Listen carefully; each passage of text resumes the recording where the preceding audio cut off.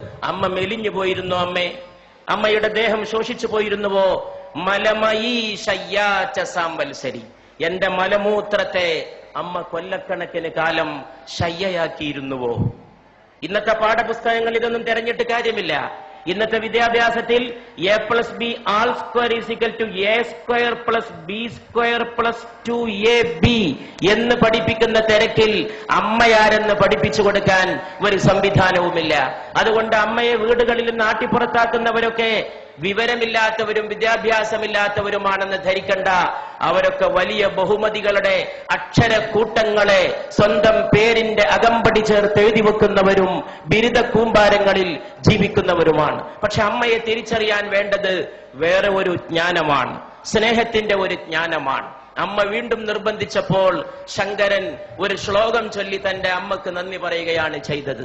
നമസ്തേ നമസ്തേ ജഗന്നാഥ വിഷ്ണു, നമസ്തേ നമസ്തേ ഗദാ ചക്രപാണേ, നമസ്തേ നമസ്തേ പ്രപന്നാർത്തിഹാരിൻ, സമസ്താപരാധം ക്ഷമസ്വാഖിലേശം, മുഖേ ചന്ദ്രഹാസം നഖേ ചന്ദ്രഭാസം, കരേചാരു ചക്രം സുരേഷാഭിവന്ദ്യം, ഭുജംഗേ ശയാനം ഭജേ പത്മനാഭം എന്ന് മകൻ ചൊല്ലുമ്പോ അമ്മയുടെ രണ്ട് കണ്ണിൽ നിന്നും കണ്ണുനീരിന്റെ പ്രവാഹമായിരുന്നു.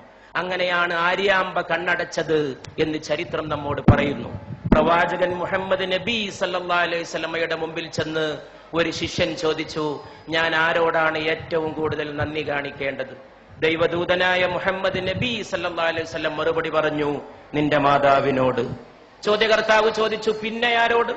രണ്ടാമത്തെ ആൾ ആരാണെന്നാണ് ചോദ്യകർത്താവിന് അറിയേണ്ടത്. പക്ഷേ അവിടുന്ന് പറഞ്ഞു, നിന്റെ മാതാവിനോട്. പിന്നെ ആരോട് എന്ന് ചോദിച്ചപ്പോ വീണ്ടും പറഞ്ഞു, നിന്റെ മാതാവിനോട്. നാലാമതും ചോദ്യകർത്താവ് ആവർത്തിച്ചു, ഇനി ആരോടാണ് നന്ദി കാണിക്കേണ്ടത്? അപ്പോൾ പറഞ്ഞു, പിതാവിനോട് എന്ന്. 3 വട്ടം മാതാവും 4ാമത് മാത്രം പിതാവ് പോലും കടന്നു വരുന്ന വ്യാഖ്യാനമില്ലാത്ത, വർണ്ണിക്കാൻ കഴിയാത്ത സുഹൃതത്തിന്റെ പേരാണ് അമ്മ എന്ന് പറയുന്നത്.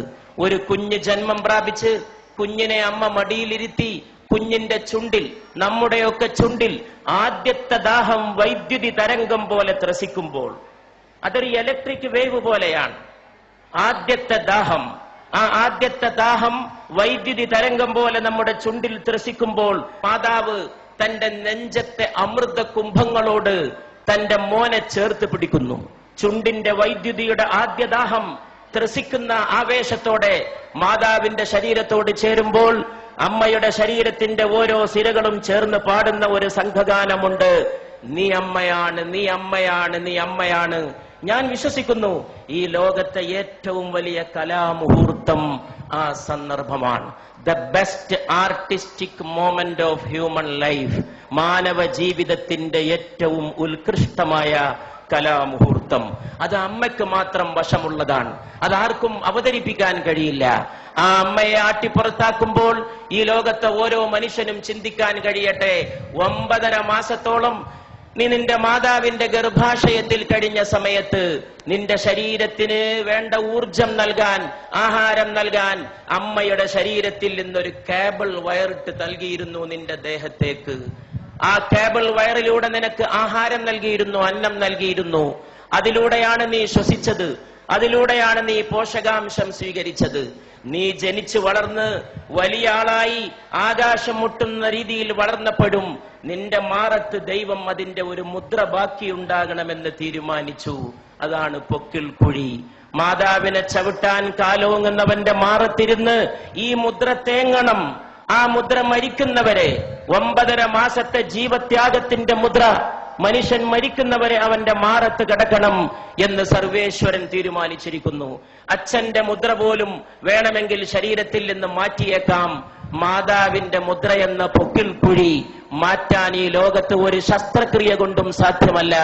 അത്ര വലിയ അടയാളമായി അത് ജ്വലിച്ചു നിൽക്കുകയാണ്. ഈ നാട്ടിക കടപ്പുറത്ത് തടിച്ചുകൂടിയ സഹോദരങ്ങൾക്ക് മുമ്പിൽ എന്റെ വാക്കുകൾ അവസാനിപ്പിക്കുമ്പോൾ എനിക്കൊന്നേ പറയാനുള്ളൂ, ഈ ലോകത്തിന്റെ ഇന്നത്തെ ഏറ്റവും വലിയ പ്രശ്നം ഏതാണ്?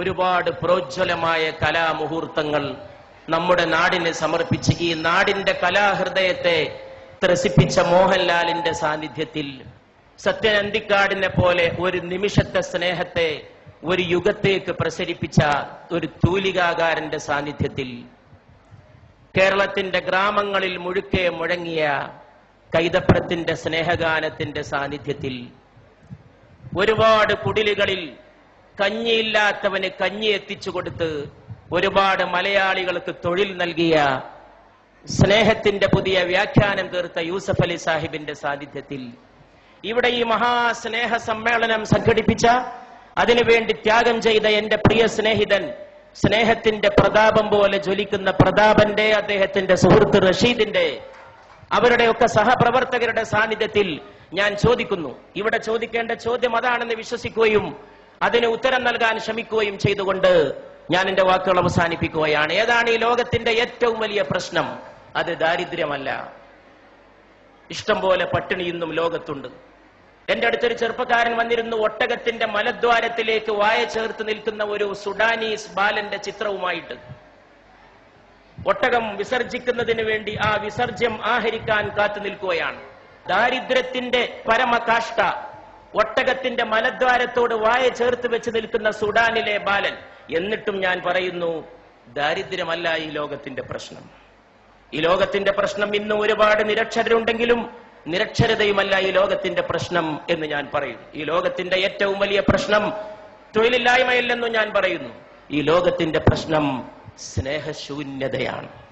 അതിൽ നിന്നാണ് വർഗീയത ഉണ്ടാകുന്നത്, അതിൽ നിന്നാണ് ഭീകരവാദം ഉണ്ടാകുന്നത്, അതിൽ നിന്നാണ് തീവ്ര സങ്കല്പങ്ങൾ ഉണ്ടാകുന്നത്, അതിൽ നിന്നാണ് മാതാവിനെ ആട്ടിപ്പുറത്താക്കാനുള്ള അവസരമുണ്ടായിത്തീരുന്നത്, അതിൽ നിന്നാണ് അച്ഛനെ അവഗണിക്കാൻ തോന്നുന്നത്.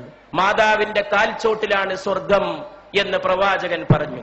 മാതാപിതാക്കൾക്ക് പ്രായമെത്തിയാൽ അവരോട് ഛെ എന്ന വാക്ക് പോലും പറയരുത് എന്ന് ഖുർആൻ വിലക്കി. ഛെ എന്ന ഒരു വാക്ക് മതി വേദനിപ്പിക്കാൻ. നീ നിന്റെ അച്ഛനെ തൊഴിക്കണമെന്നില്ല, ഒരു വാക്ക് മതി വേദനിപ്പിക്കാൻ. വാക്കുകൊണ്ടുപോലും നീ അവരെ വേദനിപ്പിക്കരുത്. ദൈവത്തോട് നന്ദി ചെയ്യുന്ന പോലെ നീ നിന്റെ മാതാപിതാക്കളോട് നന്ദി ചെയ്യണം എന്നും ഖുർആൻ തുടർന്ന് കൽപ്പിക്കുന്നു. അതുകൊണ്ട് പ്രിയപ്പെട്ടവരെ, ഇന്നത്തെ ലോകത്തിന്റെ ഏറ്റവും വലിയ പ്രശ്നം സ്നേഹശൂന്യതയാണ്. അത് ഓർമ്മിപ്പിച്ച വലിയ ഒരു അമ്മയെയും ഞാൻ ഓർക്കുന്നു. അത് മദർ തെരേസയാണ്. ഇന്ത്യയിലെ വലിയ ഒരമ്മ, ഒരുപാട് മക്കളെ മാറോട് ചേർത്ത അമ്മ, സ്നേഹമെല്ലാം ജയിക്കും, സ്നേഹമെല്ലാം പൊറുക്കും എന്ന് പഠിപ്പിച്ച ആ അമ്മയുടെ പേരിൽ ഈ സ്നേഹ സദസ്, ഇവിടെ കൂടിയ എല്ലാ അമ്മമാരുടെയും പേരിൽ, മോഹൻലാലിന്റെ അമ്മ ഇവിടെ വിളക്ക് കൊളുത്താൻ എത്തിയത് ഒരുപക്ഷെ ഈ മൺതരികൾ നാളെ ഓർത്തേക്കും. കാലങ്ങൾ കഴിഞ്ഞ് ഈ അമ്മമാർ വീട്ടിലേക്ക് പോയാലും നാളെ വൃദ്ധസദനങ്ങൾക്കെതിരായ ഒരു താക്കീതായി, ഇരുട്ടത്തൊരു കിരണമായി, ഒരു ഉൽഫുല്ല ബാലരവിയുടെ അരുണോദയ കിരണമായി, സ്നേഹനിരാസത്തിന്റെ അന്ധകാര സീമകളിലേക്ക് അടിച്ചു വീശുന്ന സ്നേഹപ്രകാശത്തിന്റെ ജ്വാലയായി ഈ തിരി എന്നും കത്തി എരിഞ്ഞു എന്ന് വന്നേക്കും. അപ്പോഴും നിങ്ങളും ഞാനും ഓർത്തേക്കും, നമ്മൾ രാത്രി ഉറങ്ങിക്കിടക്കുമ്പോ നമ്മുടെ പിതാവ് വന്നത്. അർദ്ധരാത്രിക്ക് ശേഷം തൊട്ടിലിൽ കിടക്കുന്ന എന്നെയോ നിങ്ങളെയോ നോക്കി അമ്മയോട് അല്ലെങ്കിൽ ഉമ്മയോട് അച്ഛൻ അല്ലെങ്കിൽ ബാപ്പ ചോദിച്ചത്, ഉപ്പ ചോദിച്ചത്, എന്റെ മോൻ ഉറങ്ങിയോ? എന്റെ മോൻ. ഈ ലോകത്ത് ട്രാൻസ്ലേഷൻ ഇല്ലാത്ത, പരിഭാഷയില്ലാത്ത ചില പദങ്ങളുണ്ട്, അതിൽപ്പെട്ടതാണിത്. ആ സമയത്ത് പാവം മാതാവ് പറഞ്ഞിരിക്കും, മോൻ ഉറങ്ങി അല്ലെങ്കിൽ മോൾ ഉറങ്ങി എന്ന്. അപ്പൊ ഈ പിതാവ് തൊട്ടിലിൽ നിന്ന് കുഞ്ഞിനെ, നിങ്ങളെ എന്നെ വാരിയെടുത്തത്, മൂക്കോട് ചേർത്ത് ഉമ്മ വെച്ചത്, കവിളത്തും നെറ്റിയിലും ശിരസിലുമല്ല, നമ്മുടെ കുഞ്ഞിക്കാലുകൾ മൂക്കോട് ചേർത്ത് വെച്ച് ആ പാവപ്പെട്ട മനുഷ്യൻ വിതുമ്പിയത്. അതിന്റെ ഒരു സ്നേഹത്തിന്റെ മുഹൂർത്തം ഓർമ്മയുണ്ടെങ്കിൽ കേരളത്തിലെ വൃദ്ധസദനങ്ങൾ മുഴുവൻ അടച്ചിടാനും അവിടെയുള്ള വൃദ്ധ ദമ്പതികളെ സ്വന്തം വീടുകളിലേക്ക് കൂട്ടിക്കൊണ്ടുപോകാനും ഇവിടുത്തെ മക്കൾക്ക് സാധിക്കുമായിരുന്നു എന്ന് ഞാൻ വിശ്വസിക്കുന്നു. ആ സമയത്തൊരു പക്ഷേ ഏതോ ഒരു കവി വിലപിച്ച പോലെ കാലവും വിലപിച്ചേക്കും. ഈ മഹത്തായ സദസ് ഞാനൊരു ഹിന്ദുസ്ഥാനി കവിയുടെ വാക്കുകളെ കൊണ്ട് ഉദ്ഘാടനം ചെയ്യുകയാണ്. घर लौट के रोएंगे माँ बाप अकेले में, घर लौट के रोएंगे माँ बाप अकेले में. വീട്ടു പോയിട്ട് അമ്മയും അച്ഛനും ഒറ്റക്ക് കരയും. घर लौट के रोएंगे माँ बाप अकेले में, മിട്ടി കെ ഖിലോനെ ഭി സസ്തേ ന ഥേ മേലേ മേ. എന്തുകൊണ്ടാണ് വീട്ടിൽ പോയിട്ട് അച്ഛനും അമ്മയും ഒറ്റക്ക് കരയുന്നത്? മണ്ണുകൊണ്ടുണ്ടാക്കിയ കളിപ്പാട്ടത്തിന് പോലും ചന്തയിൽ നല്ല വിലയായിരുന്നു. ഈ കവി വാഴ്ത്തപ്പെടട്ടെ. മണ്ണുകൊണ്ടുണ്ടാക്കിയ കളിപ്പാട്ടത്തിന് പോലും ചന്തയിൽ നല്ല വിലയായിരുന്നു. മനുഷ്യരെ നിർമ്മിച്ചൊരുക്കുന്ന മാതാവിനും പിതാവിനും ഒരു വിലയുമില്ല. ആ കളിപ്പാട്ടത്തിന്റെ വിലയെങ്കിലും അമ്മയ്ക്കും അച്ഛനും തിരിച്ചേൽപ്പിക്കുന്ന മനോഹരമായ ഒരു പ്രഭാതത്തിന്റെ നാന്ദിയാകട്ടെ ഇന്നത്തെ വൈകുന്നേരത്തെ അസ്തമയ ശോഭ എന്ന പ്രാർത്ഥനയോടെ ഞാൻ എന്റെ വാക്കുകൾ അവസാനിപ്പിക്കുന്നു.